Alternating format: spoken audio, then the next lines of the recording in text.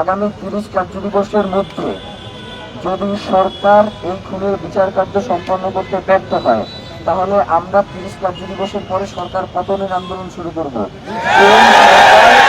যেই সরকার ওসমান হাদির খুনি, এই খুনের সাথে যারা সম্পৃক্ত, তাদেরকে গ্রেফতার আদৌ কোনো সন্ধান পর্যন্ত দিতে ব্যর্থ হইতেছে, সেই সরকারের তো ক্ষমতায় থাকবার কোনো প্রয়োজন নাই।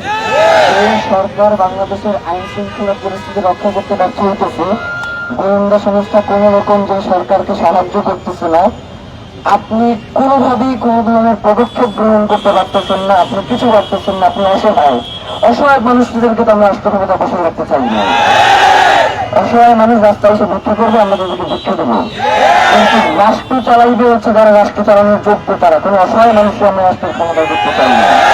যারা ওসমান হাদির খুনিদের এখন পর্যন্ত গ্রেফতার করতে সক্ষম হয় নাই, এখন পর্যন্ত তারা চার্জশিটে দাখিল করতে পারে নাই, এখন পর্যন্ত তারা এর বিচার প্রক্রিয়া সম্পর্কে কতদূর আগাইছে সেইটা সম্পর্কে তারা জনগণকে এখন পর্যন্ত বার্তা দিতে পারতেছে না, তাহলে এই সরকার দিয়ে আমরা কি করবো? এই সরকার তো জনগণকে ঘাস কাটবে, বাইরে কোন সরকারের আর কিছু করবার নাই।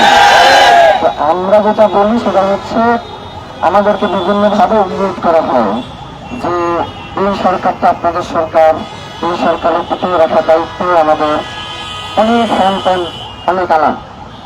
এরা ওসমান হাদি তার জীবদ্দশায় কোনোদিন কি সচিবালয় গেছে? কোনোদিন কোন উপদেষ্টার কাছে ধারণা গেছে?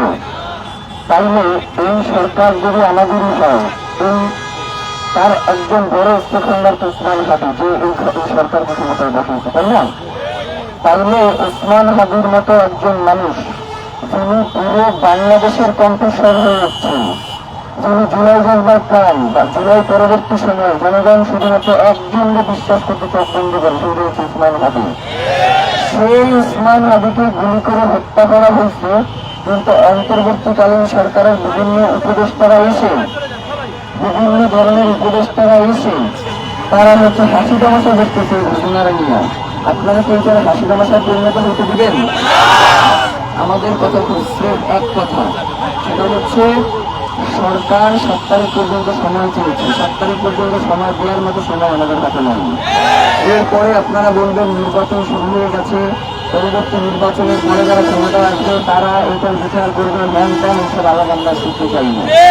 আমাদের কথা খুব স্পষ্ট, আগামী 7 তারিখের মধ্যে শুধুমাত্র খুন যারা করছে তারা নয়, এই খুনের পেছনে যারা রয়েছে প্রত্যেকের আইডেন্টিফাই করে, তাদেরকে চিহ্নিত করে এরপরে চার্জশিট দাখিল করতে হবে। যদি মনে করেন যে এই চার্জশিট যারা খুনের পেছনে রয়েছে তাদের ব্যাপারে মুখ খুললে আপনারা ক্ষমতায় থাকতে পারবেন না, আপনাদের ক্ষমতায় থাকবার দরকার নেই।